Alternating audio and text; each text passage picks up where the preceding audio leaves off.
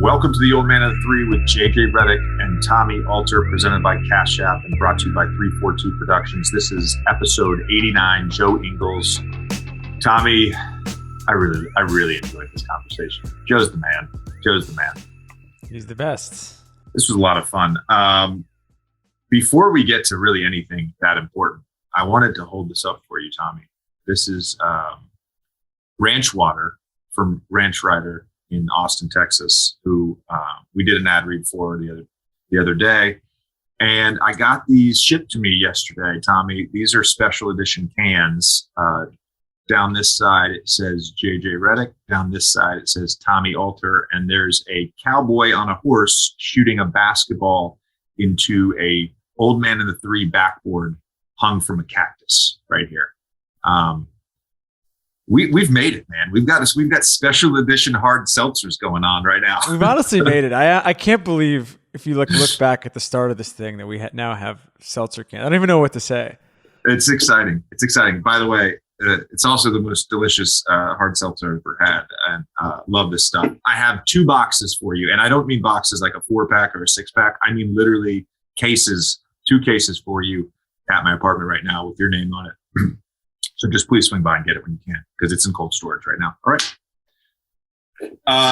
Tommy, fantastic conversation with Joe. Before we get to him, I bring this up with him, but I think it's worth discussing a little bit. And that's just the Utah Jazz, to me, they're not talked about enough in terms of being a legitimate championship contender. And I get why, to a degree. Number one, great regular season success. They had a pretty epic meltdown in round 1 in the bubble, up 3-1 and losing that series to the Nuggets. Last year, number 1 seed, fantastic regular season, and they end up losing to. Were they the number 1 seed last year? Or number 2? They were number 1. Yeah, they were number 1 wire to wire, right? Yeah. That's what I thought. Number 1 seed last year, they end up losing to the Clippers in the second round. And to me, the basketball pundits of the world have sort of written them off, but it's eerily similar to the Milwaukee Bucks previous to last year, where they've had a bunch of playoff failures and then they break through and they win. And so much, we talk about it all the time, but so much has to go right during a playoff run. You have to have the right matchups. You have to be healthy. You hope that, your best players are on the top of their game. You're avoiding injury, all that stuff. So to me, I have them in sort of my tier 1 of championship contenders. What are the indicators to that? They've got the number 2 net rating after the Warriors. They've got the number 2 point differential after the Warriors. They're 8-2 in their last 10. They got the number 1 offense by far in the NBA. Typically, you have to have a top 10 defense to win a championship. They're sitting at number 11. I have no doubt that will get better. They have one of the all-time greatest defenders and multiple Defensive Player of the Year winner in Rudy Gobert. And so I'm going to give you my tier 1 of championship contenders. And I'm going to ask you if you think I'm missing any teams, or if you disagree with this tier. It's only 5 teams. It's Phoenix, Golden State, Brooklyn, the Bucks, and the Utah Jazz. That's my tier 1 of championship contenders. Say it one more time. Phoenix, Golden State, Utah in the West, and Brooklyn and Milwaukee in the East.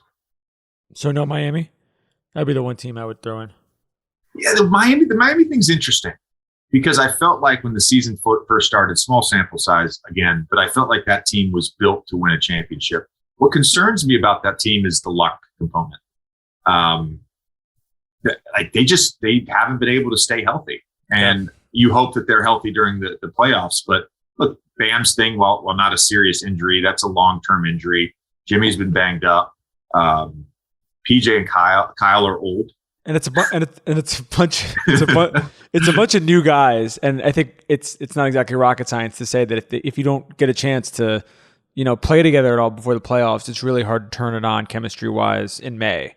You would hope that they would have some sort of semblance of playing together. I have the FanDuel championship odds for those teams you listed.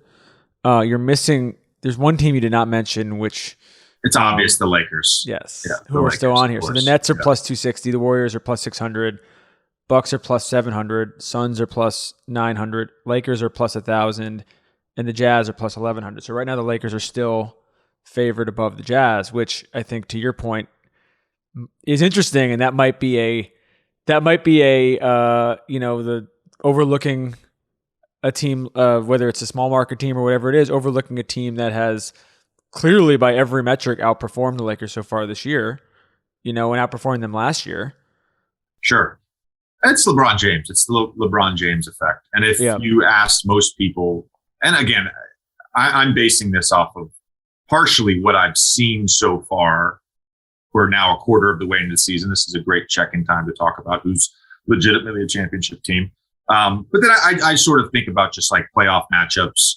And again, there's an opportunity in February or March in the buyout season to, trade season, buyout season to add different players and sort of formulate a proper roster for the Lakers. But as of right now, I just don't see them being a legitimate championship contender. The other team we should mention, of course, and we've talked about them a ton, is the Bulls. They're having a fantastic season, and I think they could definitely make a run deep in the playoffs. And then the two teams, really three teams that are just, to me, like they want to be championship contenders, but they've just, because of injury, because of some unknowns, that's Denver, Philly, and the Clippers. Obviously, if Kawhi doesn't come back this season, that team's not going to win a championship. Philly, depending on what they end up doing with the Ben situation, could become a legit contender and move into that tier one. And then with Michael Porter Jr. being out and we're not knowing for sure what Jamal Murray is going to look like this year coming off a knee injury, I can't really put Denver in there, but we should acknowledge Jokic is one of the 2 or 3 best players in the world. Yeah, I was going to bring up the Clippers only because the Kawhi thing is obviously the massive unknown, but if he comes back and is Kawhi, they would shoot up to the top of that list. Absolutely. For sure. Absolutely. My other, I guess, dark horse, just because we haven't talked about them, and they're a dark horse from an odds standpoint. Right now they're a plus 3,600, so they're sort of at the bottom of this list, is the Hawks. Oh, wow. Because the Hawks bring a lot of what you're talking about with the Jazz. The Hawks are crazy deep.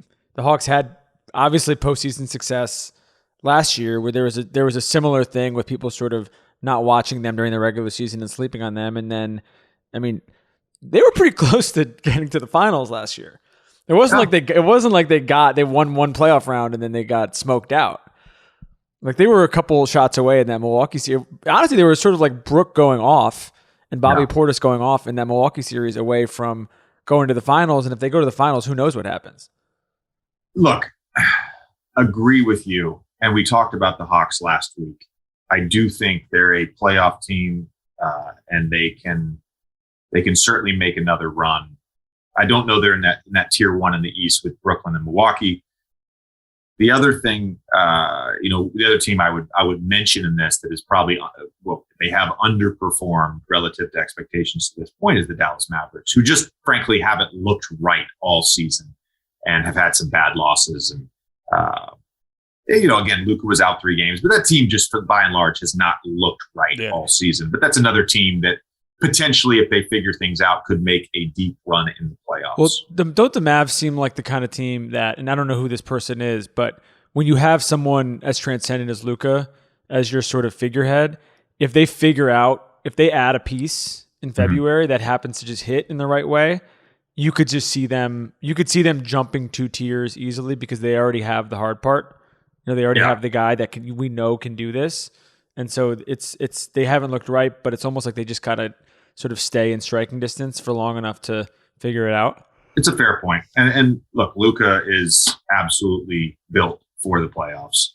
So that's another team that for sure could move up or down, maybe into tier 2. I don't know that they're going to be a tier 1 team this year, but definitely could look like a team that could make a deep playoff run. Again, we talked about FanDuel and the championship odds. You can go on sportsbook.fanduel.com, download the app, play with the app a little bit. Tons of opportunities to bet on the NBA.